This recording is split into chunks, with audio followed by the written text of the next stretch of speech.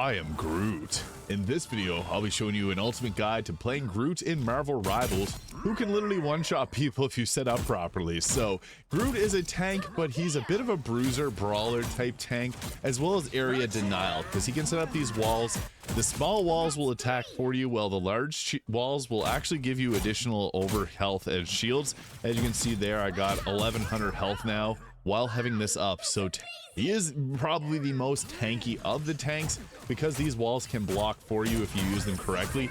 They'll also attack for you and they give you health. So very powerful kit, and he's got a lot of abilities that make him a great Vanguard. I find on domination maps, this is where Groot really shines, or if you're playing on defense. But there are some times where Groot's attacks will actually be to the detriment of your team. So that makes him a little bit more challenging to use. But as you can see there, with these walls, if you have 3 of them set up, it's able to one-shot most squishy targets. But this is a kind of a tricky one to set up. So he also has the ability to do this attack combo, which will launch targets up in the air. And you can actually follow it up with your normal attack. So you can go boom, boom, boom, boom, and boom, boom, and get a lot of extra damage in that way. But the walls are really what you want to be doing. So the thing with the walls is you want to set them up behind targets, one, so that they can continually get healing from their healers, as it's going to break the line of sight, but 2, it's going to attack with you, and if you get a couple attacks in, it can literally devastate most late enemies. So if you see a duelist like Winter Soldier coming at you, put these walls up, trying to block yourself, and if you get a couple of them up, you can actually deal a lot of damage there. So kind of cheeky, but if you're able to get 3 walls up behind one of the enemies there, you can do a ton of damage with it. So boom, and they'll continue to attack. So having a proper line of sight is obviously important with these. Also, you're going to want to remove the walls at times, because sometimes it will get in the way of your teammates, and that's what makes Groot a little bit more difficult to use. These walls are great if you see like a Punisher turret set up. You can place down one of these walls to block it from attacking your team, and then so you can reposition a little bit differently. But when it comes to Groot, his wall placement is probably the most difficult part about playing him, because again, it can be at the detriment of your own team. Like sometimes you'll place a wall up and they're shooting at another target, and then they just start shooting your wall instead. So knowing when and where to use your walls is important. I think that the best times to use the walls is if like you're on domination, setting the walls up in a way that like they can't actually access the point. So if you have like a position like this, you can literally have them blocked off. The small walls have 250 health, whereas the big walls have 700 health themselves. So I actually like using the big walls sometimes. Yes, they will heal you and they're nice to have, but they're also nice for just blocking and crowd controlling. So you can go that way too. Also, the walls will take out any of Penny's spider mines. So if you see those there, you can pop this down. Although it doesn't actually count as destroying it, so she can sometimes pop her spider mine down really quickly.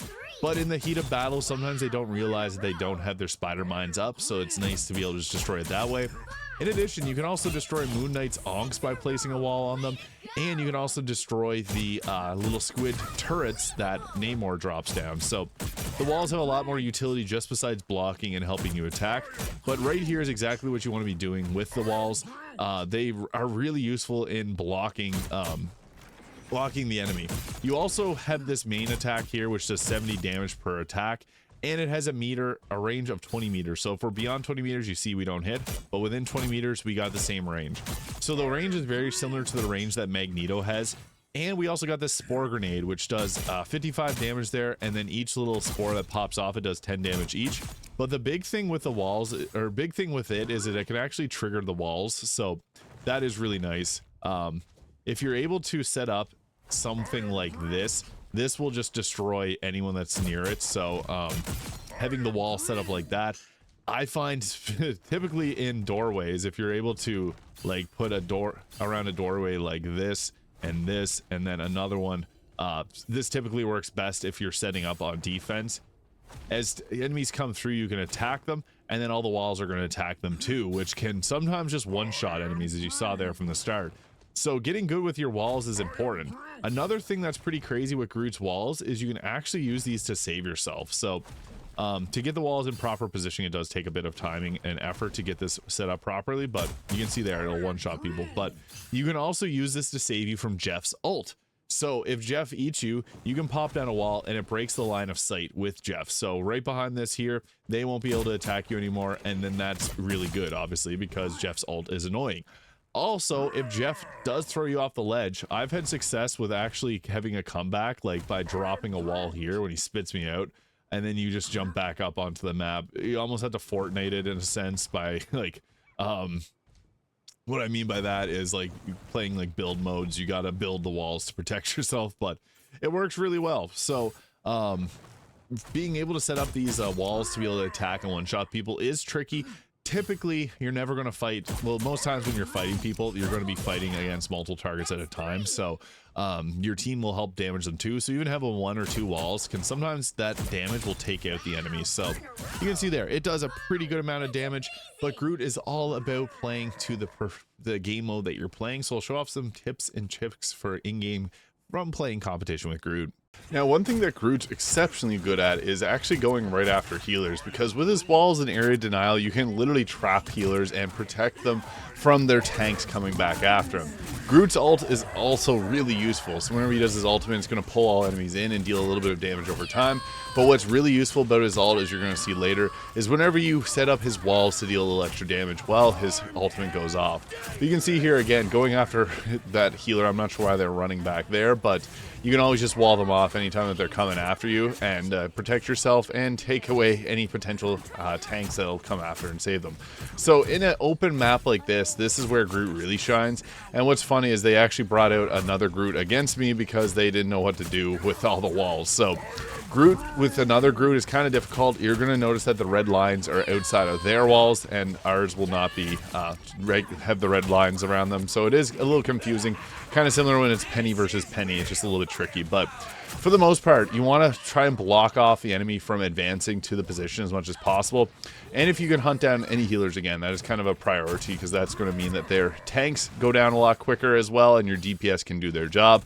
But yeah, leaving walls up is kind of smart, but you also want to know when to remove them. So here's another game. This was on defense, and this is where Groot really shines as well as on the domination maps that we showed previously, is that you can just completely wall off healers from their advancing tanks, and then their tanks will go down really quickly. So you can see here there's a wall up, and this banner wasn't able to get away and get some heals, so we were able to quickly take him out, and then the rest of them fell. So domination and defense is where Groot really is nice, but you can also set up Groot's walls when you're on offense by the payload, which is pretty cool too. As you can see there, I was able to get a few extra attacks in on magic just by applying that wall to deal some damage there. But yeah, the walls are extremely useful for blocking and also attacking, so use them. You always want to have them up as much as possible, and they can also be used to protect your healers. If you see everyone's got low health, you can use the walls to protect there. But Groot is best whenever he's dealing damage, because his main attack doing 70 damage, then the walls also being able to attack, you can output some serious damage while playing as Groot, in alongside all of the area denial that you have, because sometimes people will just move around the walls, and even if you slow them down, that's worthwhile for using a wall. The walls, again, 250 health, so sometimes people just shoot right through them, but the nice thing is they're going to be wasting their ammunition, and also it delays them a bit. So Groot is great for just slowing things down. But you can see here, the more walls that we place, the more chance we have to be able to hit them. This is a Venom that's just dodging around a lot. I don't know why our healer there was up near the front, but you can have a healer on your back, either Rocket or Jeff, and they receive a 35% reduction to the damage they take, which is not actually that great, because when they're on their back, they're going to get damaged more. And Jeff and Rocket all kind of work best at range, so it's better to have them not on your shoulder and actually sticking back a bit. You can see here I'm just placing up a bunch of walls just to slow their advance, and it seems to work because they trickle in one by one, and that's where you're able to deal a bunch of damage. Now here was really nice because I was able to just do a bit of area denial here, and then also take down their healer, because whenever your grenades attack, it'll also hit and deal a ton of damage there. So 2 quick easy knockouts, that wasn't too bad, and then just bursted that one down.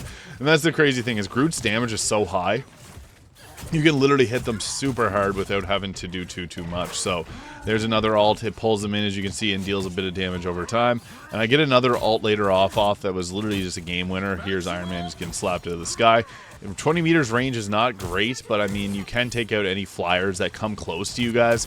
So that is another way to make Groot really useful whenever going against flyers. But again, it comes down to placement of the walls and knowing where to put them without blocking your teammates. Here was a crazy ult that I was able to get a few KOs with, and Magneto was smart, and also that Loki was able to get some extra defense. But then I just placed a few walls there, which really slowed down their pace, and it was in overtime here for a little bit of time, but Groot was able to just lock it down.